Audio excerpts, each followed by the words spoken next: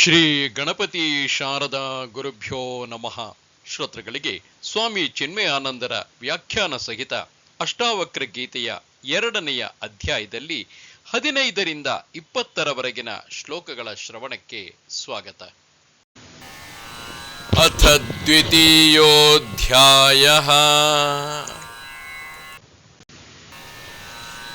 ಪ್ರಕಾಶೋ ಮೇ ನಿಜಂ ರೂಪಂ ನಾತಿರಿಕ್ತೋಸ್ಮ್ಯಹಂ ತತಃ ಯದಾ ಪ್ರಕಾಶತೆ ವಿಶ್ವಂ ತದಾಹಂ ಭಾಸಯೇವ ಹಿ. ಪ್ರಕಾಶವು ನನ್ನ ನಿಜವಾದ ಸ್ವರೂಪವಾಗಿದೆ. ನಾನು ಪ್ರಕಾಶಕ್ಕಿಂತ ಬೇರೆಯಾಗಿಲ್ಲ. ವಿಶ್ವವು ಪ್ರಕಟವಾಗಿದೆ ಎಂದಾಗ ಅದು ನಿಜವಾಗಿಯೂ ನನ್ನದೇ ಆದ ಪ್ರಕಾಶವಾಗಿದೆ. ಚೈತನ್ಯ ರೂಪಿಯಾದ ಬದುಕು ನಮಗೆ ಅನೇಕ ಎಚ್ಚರಿಕೆಯ ಅನುಭವಗಳನ್ನು ನೀಡುತ್ತದೆ. ನಮ್ಮ ದೈಹಿಕ, ಮಾನಸಿಕ ಹಾಗೂ ಬೌದ್ಧಿಕ ಅನುಭವಗಳೆಲ್ಲ ಚೈತನ್ಯಮಯವಾಗಿಯೇ ಇರುತ್ತದೆ.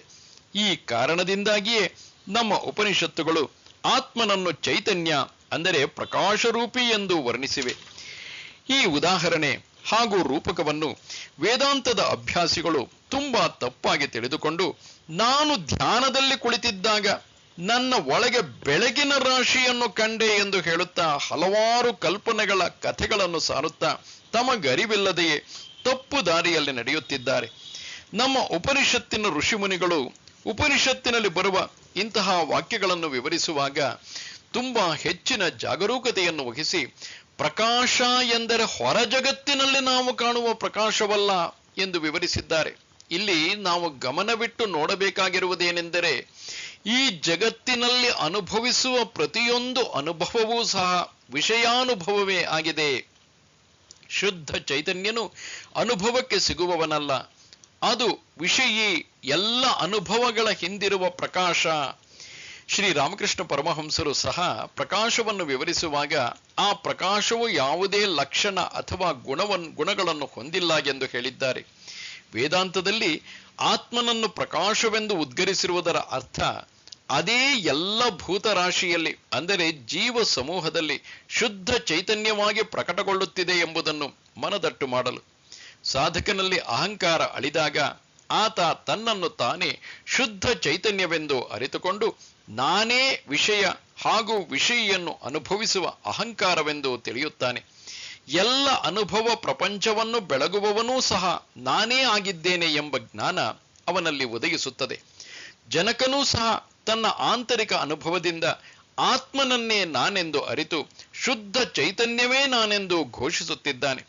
ಪ್ರಕಾಶವೇ ನನ್ನ ನಿಜವಾದ ಸ್ವರೂಪ. ನನಗೂ ಪ್ರಕಾಶಕ್ಕೂ ಯಾವ ಭೇದವೂ ಇಲ್ಲ. ಈ ಪ್ರಕಾಶಮಯ ಚೈತನ್ಯನನ್ನು ಬುದ್ಧಿಯು ವಿವರಿಸಲು ಅಸಾಧ್ಯವಾಗಿದೆ.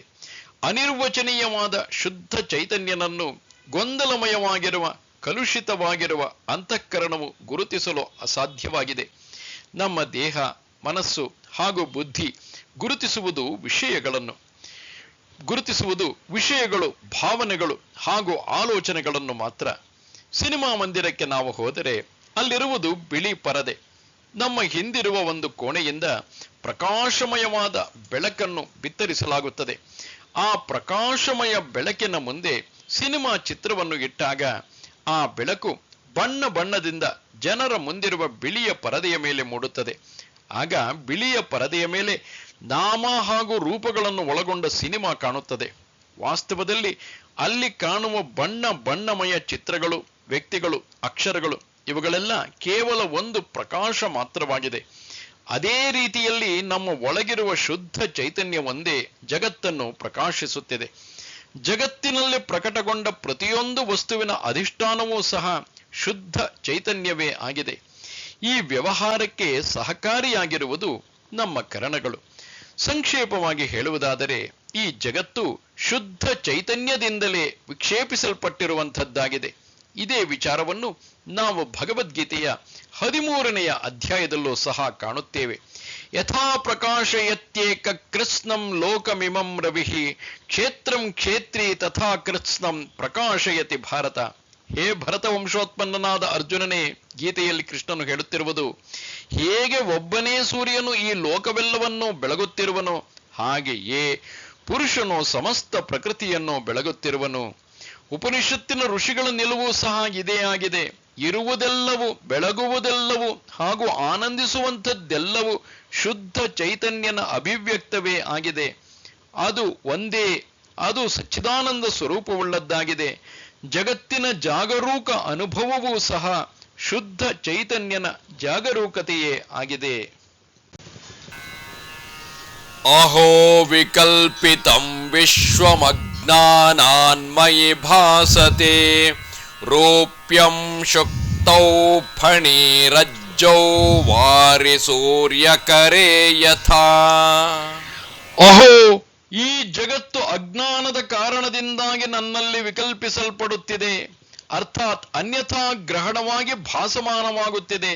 ಹೇಗೆ ಕಪ್ಪೆ ಚಿಪ್ಪಿನಲ್ಲಿ ಬೆಳ್ಳಿ, ಹಗ್ಗದಲ್ಲಿ ಹಾವು ಹಾಗೂ ಸೂರ್ಯ ಕಿರಣದಲ್ಲಿ ನೀರು ಕಾಣುತ್ತಿದೆಯೋ ಹಾಗೆ. ಮುಂದಿನ 5 ಶ್ಲೋಕಗಳಲ್ಲಿ 5ಕ್ಕೂ ಹೆಚ್ಚು ಭಿನ್ನ ಭಿನ್ನ ಉದಾಹರಣೆಗಳನ್ನು ನಾವು ಕಾಣಲಿದ್ದೇವೆ. ಈ ಎಲ್ಲ ಉದಾಹರಣೆಗಳು ನಮಗೆ ಜಗತ್ತಿನ ಕಾರಣ ಶುದ್ಧ ಚೈತನ್ಯ ರೂಪಿಯಾದ ಆತ್ಮನೇ ಎಂಬುದನ್ನು ಸ್ಪಷ್ಟವಾಗಿ ತಿಳಿಸಲು ಮಾಡಿರುವ ಪ್ರಯತ್ನವಾಗಿದೆ. ಶುದ್ಧ ಚೈತನ್ಯವೊಂದೇ ಸರ್ವವನ್ನು ವ್ಯಾಪಿಸಿದೆ. ಒಂದು ವೇಳೆ ಮಡಿಕೆಯು ಮಣ್ಣಿನಿಂದ ಮಾಡಲ್ಪಟ್ಟಿದ್ದರೆ ಮಡಿಕೆಯ ಒಳಗೆ ಹಾಗೂ ಹೊರಗೆ ಮಣ್ಣೇ ವ್ಯಾಪಿಸಿದೆ. ಇದು ಹೀಗಾಗಲು ಮಣ್ಣು ಬದಲಾಗುವ ಸಾಮರ್ಥ್ಯವನ್ನು ಹೊಂದಿರುವುದೇ ಮುಖ್ಯ ಕಾರಣವಾಗಿದೆ. ಅವಿನಾಶಿ ಅನಂತನಾದ ಶುದ್ಧ ಚೈತನ್ಯ ರೂಪಿ ಆತ್ಮನಲ್ಲಿ ಯಾವುದೇ ಬದಲಾವಣೆ ಇಲ್ಲ.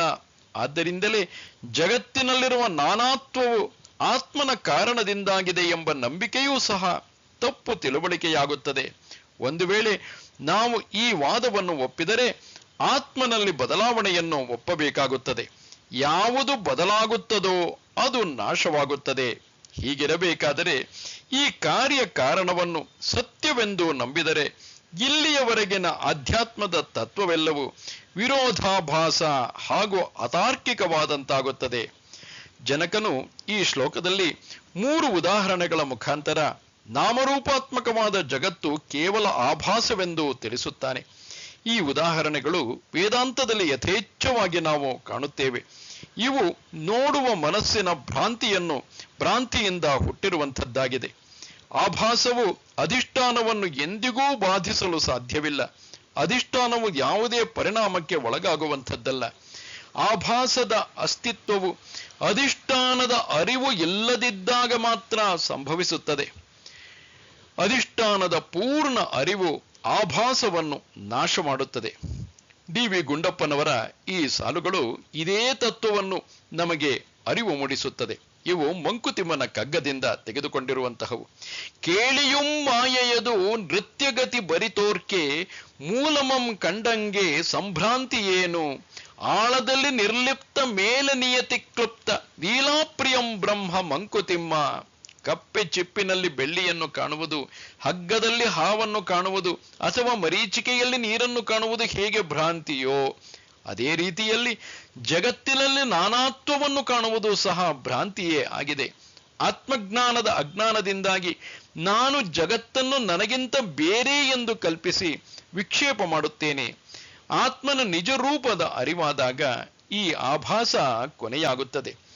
ನಾಟಕವ ನೋಡು ಬ್ರಹ್ಮಾಂಡ ರಂಗಸ್ಥಳದಿ ಕೋಟಿ ನಟರಾಂತಿಹರು ಚಿತ್ರ ಪಾತ್ರಗಳ ಆಟಕ್ಕೆ ಕಥೆಯಿಲ್ಲ, ಮೊದಲಿಲ್ಲ ಕಡೆಯಿಲ್ಲ, ನೋಟಕರು ಮಾಟಕರೇ ಮಂಕುತಿಮ್ಮ. ಮತ್ತೋ ವಿನಿರ್ಗತಂ ವಿಶ್ವಂ ಮಯ್ಯೇ ವಲಯಮೇಷ್ಯತಿ ಮೃದಿ ಕುಂಭೋಜಲೇ ವೀಚಿಃ ಕನಕೆ ಕಟಕಂ ಯಥಾ. ಹೇಗೆ ಮಡಿಕೆ ಮಣ್ಣಿನಲ್ಲಿ, ಅಲೆಗಳು ನೀರಿನಲ್ಲಿ, ಬಳೆಗಳು ಬಂಗಾರದಲ್ಲಿ ಲೀನವಾಗಿ ಒಂದಾಗುತ್ತದೋ ಹಾಗೆಯೇ ನನ್ನಿಂದ ಸೃಷ್ಟಿಸಲ್ಪಟ್ಟ ವಿಶ್ವವು ನನ್ನಲ್ಲಿಯೇ ಲಯವನ್ನು ಹೊಂದುತ್ತದೆ. ಕಂಬದಲ್ಲಿ ದೆವ್ವವು ಕಂಡಾಗ ಅಥವಾ ದೆವ್ವವು ಕಾಣಿಸದಿದ್ದಾಗ ನಾವು ಆಭಾಸರೂಪಿಯಾದ ದೆವ್ವವು ಆ ಜಾಗದಲ್ಲಿ, ಈ ಸಮಯದಲ್ಲಿ ಹಾಗೂ ಈ ಕಂಬದಲ್ಲಿ ಬಂದಿತ್ತು, ನಂತರ ಈ ಕಂಬದಿಂದ, ಈ ಜಾಗದಿಂದ, ಈ ಸಮಯದಿಂದ ಕಾಣದಾಯಿತು ಎಂದು ಹೇಳುವುದು ಕೇವಲ ಹಾಸ್ಯಾಸ್ಪದವಾಗುತ್ತದೆ. ಇದು ಕೇವಲ ಭ್ರಮೆಯಾಗಿರಲು ಮಾತ್ರ ಸಾಧ್ಯವಾಗುತ್ತದೆ. ಭ್ರಮೆಯು ಕೇವಲ ನೋಡುವವನ ದೃಷ್ಟಿಯಲ್ಲಿ ಮಾತ್ರ ಕಂಡುಬರಲು ಸಾಧ್ಯ. ಕಂಬದಿಂದ ಆವಿರ್ಭವಿಸಿದ ದೆವ್ವವು ಕಂಬದಲ್ಲಿಯೇ ಲೀನವಾಯಿತು ಎಂದು ಮಾತ್ರ ನಾವು ಹೇಳಬಹುದಷ್ಟೇ. ಜನಕನು ಆಶ್ಚರ್ಯದಿಂದ ಸ್ತಬ್ಧಗೊಂಡು ತನ್ನ ಅನುಭವಗಳನ್ನು ಶಬ್ದ ರೂಪಕ್ಕೆ ಇಳಿಸುತ್ತಿದ್ದಾನೆ. ನಾಮರೂಪಾತ್ಮಕವಾದ ಜಗತ್ತು ತನ್ನಲ್ಲಿ ಹೇಗೆ ಕೊನೆಗೊಂಡಿತು ಎಂಬುದನ್ನು ವಿವರಿಸುತ್ತಿದ್ದಾನೆ. ಕಾರ್ಯವು ಹೇಗೆ ಕಾರಣದಲ್ಲಿ ಲೀನವಾಗುತ್ತದೋ ಅದೇ ರೀತಿಯಲ್ಲಿ ನನ್ನಿಂದ ಸೃಷ್ಟಿಸಲ್ಪಟ್ಟ ಈ ವಿಶ್ವವು ನನ್ನಲ್ಲಿಯೇ ಲೀನವಾಯಿತು ಎಂಬುದು ಜನಕನ ಅನುಭವಜನ್ಯವಾದ ಜ್ಞಾನವಾಗಿದೆ. ವಿಷಯ ಹಾಗೂ ವಿಷಯೀ ಭೇದವು ನನ್ನಲ್ಲಿ ಇಲ್ಲ. ಅವುಗಳೆಲ್ಲ ನನ್ನ ಆತ್ಮರೂಪಿ ಶುದ್ಧ ಚೈತನ್ಯದಲ್ಲಿ ಒಂದಾಯಿತು ಎಂದು ಜನಕನು ಆಶ್ಚರ್ಯಚಕಿತನಾಗಿ ಉದ್ಗರಿಸುತ್ತಿದ್ದಾನೆ. ಅಹೋ ಅಹಂ ನಮೋ ಮಹ್ಯಂ ವಿನಾಶೋ ಯಸ್ಯ ನಾಸ್ತಿ ಮೇ ಬ್ರಹ್ಮಾದಿ ಸ್ತಂಭ ಪರ್ಯಂತಂ ಜಗನ್ನಾಶೇಪಿ ತಿಷ್ಠತಃ. ಅಹೋ, ನಾನು ಅದ್ಭುತ, ನನಗೆ ನಮಸ್ಕಾರಗಳು, ನನಗೆ ವಿನಾಶವೆಂಬುದೇ ಇಲ್ಲ. ಬ್ರಹ್ಮನಿಂದ ಮೊದಲುಗೊಂಡು ಹುಲ್ಲು ಕಡ್ಡಿಯವರೆಗೆ ಎಲ್ಲವೂ ನಾಶವಾದರೂ, ಜಗತ್ತು ನಾಶವಾದರೂ ನಾನು ನಾಶವಾಗದೆ ಉಳಿಯುವೆ.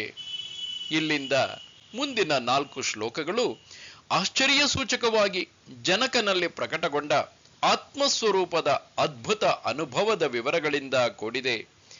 ದೇಶ, ಕಾಲ ಹಾಗೂ ವಸ್ತುವಿನಲ್ಲಿ ಅನುಸ್ಯೂತವಾಗಿರುವ ಒಂದೇ ಶುದ್ಧ ಚೈತನ್ಯವು ಜಗತ್ತಿನಲ್ಲಿ ಜಡರೂಪದಿಂದ ಹಾಗೂ ನನ್ನಲ್ಲಿ ಚೈತನ್ಯ ರೂಪದಿಂದ ಅಭಿವ್ಯಕ್ತವಾಗುತ್ತಿದೆ ಎಂಬ ವಾಸ್ತವವನ್ನು ಜನಕ ವಿವರಿಸುತ್ತಿದ್ದಾನೆ. ನಾನು ಎಂಬ ಶುದ್ಧ ಚೈತನ್ಯವು ಅದ್ಭುತಗಳಲ್ಲಿ ಮಹದದ್ಭುತವಾದ ತತ್ವ. ಆ ನನಗೆ ನಮಸ್ಕಾರಗಳು. ಅಹೋ ಅಹಂ ನಮೋ ಮಹ್ಯಂ. ಇದು ಮುಂದಿನ 4 ಶ್ಲೋಕಗಳಲ್ಲಿ ಪುನರುಕ್ತಿಯಾಗುತ್ತದೆ. ಆತ್ಮಜ್ಞಾನದ ವಾಸ್ತವದ ಅರಿವು ಹೊಂದಿರುವುದು ಮಹದದ್ಭುತವಾದ ಸಂಗತಿ. ಅದು ದೈವತ್ವದ ಹಾಗೂ ಸುಂದರತೆಯ ಸಂಕೇತ. ಆ ವಾಸ್ತವಕ್ಕೆ ಗೌರವ ಹಾಗೂ ನಮಸ್ಕಾರಗಳು ಸಲ್ಲಬೇಕು. ಆತ್ಮಾಭಿಮಾನವು ಬಹಳ ಮುಖ್ಯ. ನೆನಪಿರಲಿ, ಇದು ಅಹಂಕಾರವಲ್ಲ, ಇದು ನನ್ನ ನಿಜ ಸ್ವರೂಪದ ಅರಿವು ಮಾತ್ರವಾಗಿದೆ. ಶುದ್ಧ ಚೈತನ್ಯ ರೂಪಿಯಾದ ಆತ್ಮನಿಗೆ ಎಂದಿಗೂ ಕುಂದಿಲ್ಲ. ಅದು ಎಲ್ಲದಕ್ಕೂ ಅಧಿಷ್ಠಾನ, ಅಂದರೆ ಆಧಾರ.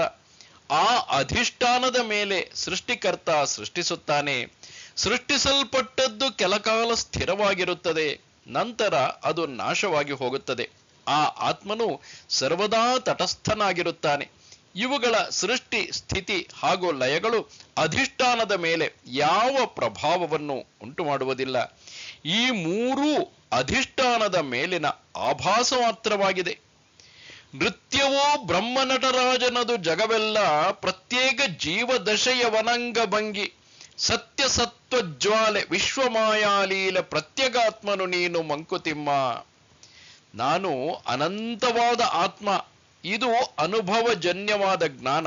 ಆದ್ದರಿಂದ ಈ ಶ್ಲೋಕಗಳಲ್ಲಿ ಜನಕನು ಉತ್ತಮ ಪುರುಷ ಏಕವಚನವನ್ನು ಉಪಯೋಗಿಸಿದ್ದಾನೆ. ಮಾತ್ರವಲ್ಲದೆ ಅದೂ ಸಹ ಸರ್ವನಾಮವನ್ನು ಪ್ರಯೋಗ ಮಾಡಿದ್ದಾನೆ. ಜನಕನು ತನ್ನನ್ನು ಬ್ರಹ್ಮಸ್ವರೂಪವೆಂದೇ ಗುರುತಿಸಿಕೊಂಡಿದ್ದಾನೆ. ಮುಂಡಕ ಉಪನಿಷತ್ತು ಬ್ರಹ್ಮನನ್ನು ಅರಿತವನು ಬ್ರಹ್ಮನೇ ಆಗುತ್ತಾನೆ ಎಂದು ಹೇಳಿದೆ. ಬ್ರಹ್ಮವಿದ್ ಬ್ರಹ್ಮೈವ ಭವತಿ ಮುಂಡಕ ಉಪನಿಷತ್ತಿನಲ್ಲಿ ಹೇಳಿರುವಂತೆ ಇದೇ ತತ್ವವನ್ನು ವರಾಹ ಉಪನಿಷತ್ತಿನಲ್ಲೂ ಸಹ ಹೇಳಲಾಗಿದೆ.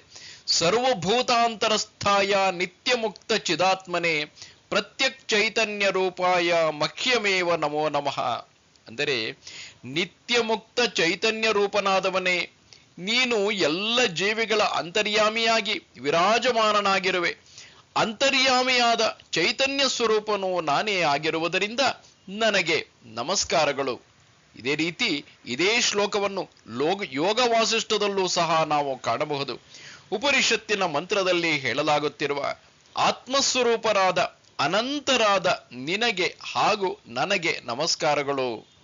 ಜ್ಞಾನರೂಪಿಯಾಗಿ ಅಭಿವ್ಯಕ್ತವಾಗುವ ಶುದ್ಧ ಚೈತನ್ಯವೇ ನಾನು ಹಾಗೂ ನೀನು ಎಂಬುದೇ ಇಲ್ಲಿನ ವಾಸ್ತವ ಸತ್ಯ. ಅಹೋ ಅಹಂ ನಮೋ ಮಹ್ಯಮೇಕೋಹಂ ದೇಹವಾನಪಿ ಕ್ವಚಿನ್ನ ಗಂತ ನಾಗಂತ ವ್ಯಾಪ್ಯ ವಿಶ್ವಮವಸ್ಥಿತಃ. ಅಹೋ, ನಾನು ಅದ್ಭುತ, ನನಗೆ ನಮಸ್ಕಾರಗಳು. ನಾನು ದೇಹವನ್ನು ಹೊಂದಿದ್ದರೂ ಎಲ್ಲಿಗೂ ಹೋಗುವುದಿಲ್ಲ ಅಥವಾ ಎಲ್ಲಿಂದಲೂ ಬಂದಿಲ್ಲ. ನಾನು ಒಬ್ಬನೇ ಇರುವೆ. ನಾನು ಇಡೀ ವಿಶ್ವವನ್ನು ವ್ಯಾಪಿಸಿರುವೆ. ಶಬ್ದಗಳಲ್ಲಿ ವಿವರಿಸಲು ಅಸಾಧ್ಯವಾದ ಅದ್ಭುತ ಅನುಭವದ ಸೌಂದರ್ಯವನ್ನು ಜನಕ ತನ್ನ ತೊದಲು ನುಡಿಗಳಲ್ಲಿ ಮುಂದುವರಿಸುತ್ತಿದ್ದಾನೆ. ಆತ್ಮದ ಅಪರೋಕ್ಷಾನುಭೂತಿಯು ಜನಕನನ್ನು ಹೆಚ್ಚು ಮೌನದಲ್ಲಿ ಇರುವಂತೆ ಮಾಡುತ್ತಿದೆ. ಅವನ ಅನುಭವದ ಈ ಮಾತುಗಳು ಆನಂದದ ಪ್ರತೀಕವಾಗಿದೆ. ನಮ್ಮ ಇಂದ್ರಿಯ, ಮನಸ್ಸು ಹಾಗೂ ಬುದ್ಧಿ ದೇಶ ಕಾಲದ ಮಿತಿಯಲ್ಲಿ ಇಲ್ಲಿಂದ ಅಲ್ಲಿಗೆ ಹಾಗೂ ಅಲ್ಲಿಂದ ಇಲ್ಲಿಗೆ ಹೋಗಿ ಬರುವ ಸಾಮರ್ಥ್ಯವನ್ನು ಹೊಂದಿದೆ. ಈ ಅನುಭವವು ಅಹಂಕಾರಿಯಾಗಿರುವ ಪ್ರತಿಯೊಬ್ಬ ಜೀವಿಗೂ ಸುಲಭವಾಗಿ ಅರ್ಥವಾಗುತ್ತದೆ.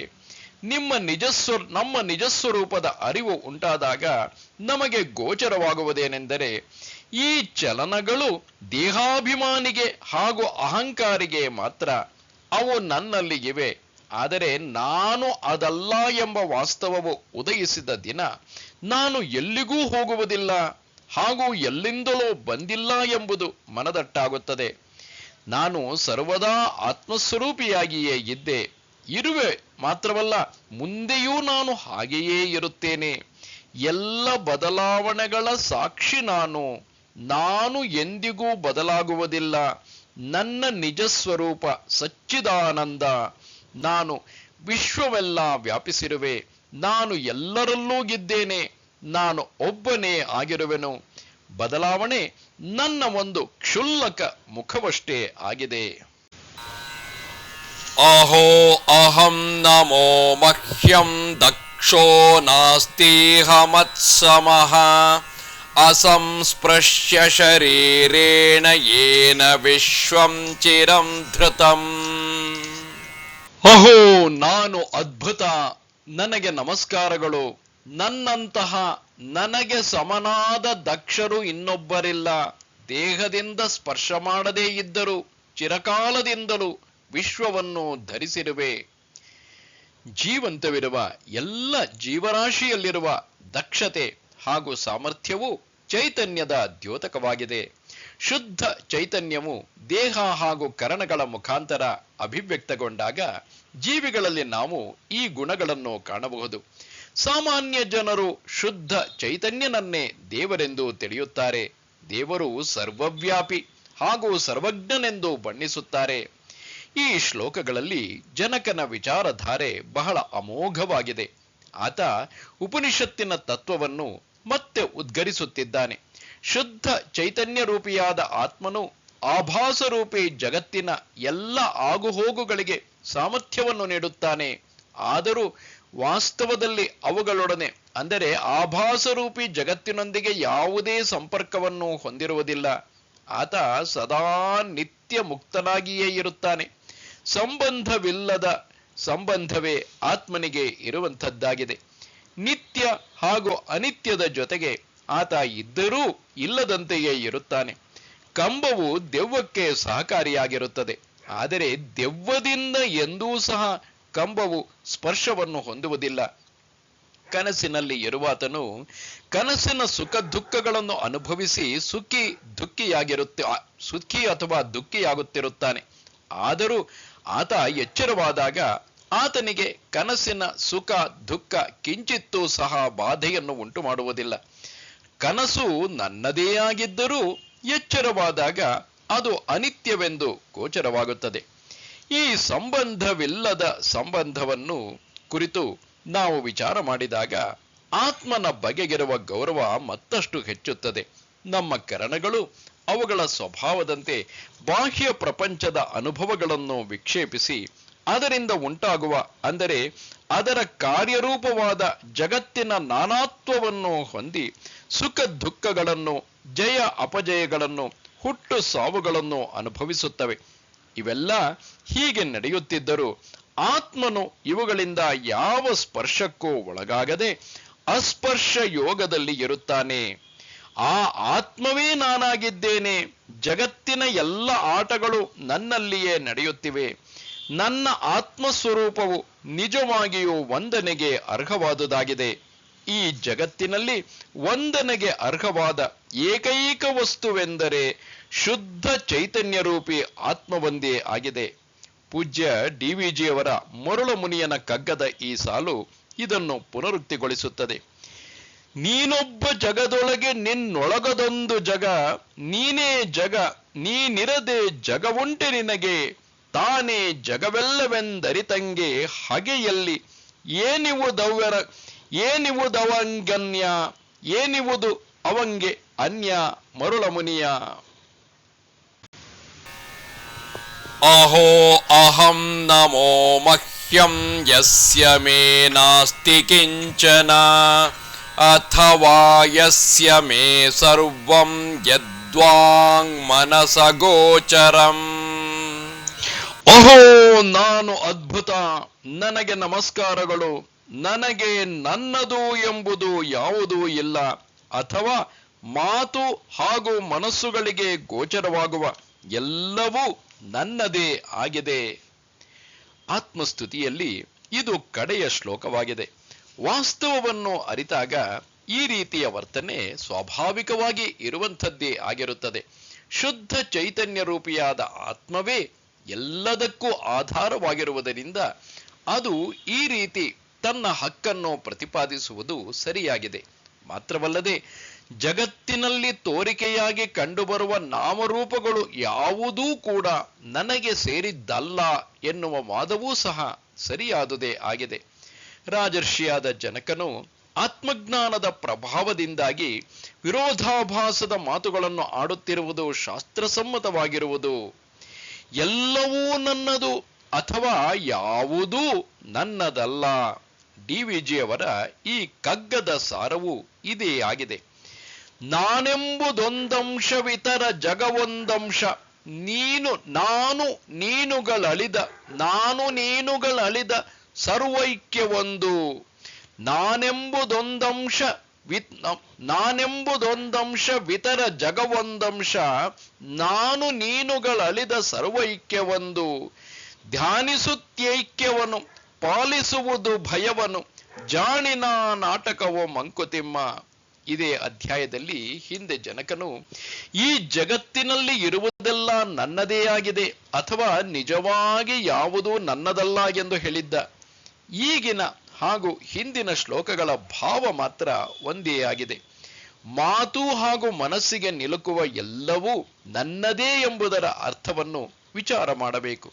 ಸಂಸ್ಕೃತದ ಸಾಹಿತ್ಯದಲ್ಲಿ ಈ ಎರಡು ಶಬ್ದಗಳ ಬಳಕೆಯು ಸಂಪೂರ್ಣ ನಾಮರೂಪಾತ್ಮಕ ಜಗತ್ತನ್ನು ಪ್ರತಿಬಿಂಬಿಸುತ್ತದೆ. ಆಕಾರದ ವಸ್ತುಗಳನ್ನು ಹಾಗೂ ನಿರಾಕಾರದ ಭಾವನೆಗಳನ್ನು ಸಹ ಈ ಶಬ್ದಗಳು ಅರ್ಥೈಸುತ್ತವೆ. ಸಂಸ್ಕೃತಕ್ಕೆ ಸಮನಾದ ಬೇರೆ ಯಾವ ಭಾಷೆಯೂ ಸಹ ಹೀಗೆ ವಿವರಿಸಲು ಸಾಧ್ಯವಿಲ್ಲ. ನಮಸ್ತೆ ಶಾರದೆ ದೇವಿ ಕಾಶ್ಮೀರ ಪುರವಾಸಿನಿ, ತ್ವಾಮಹಂ ಪ್ರಾರ್ಥಯೇ ನಿತ್ಯಂ, ವಿದ್ಯಾದಾನಂಚ ದೇಹಿಮೆ. ನಮಸ್ಕಾರ.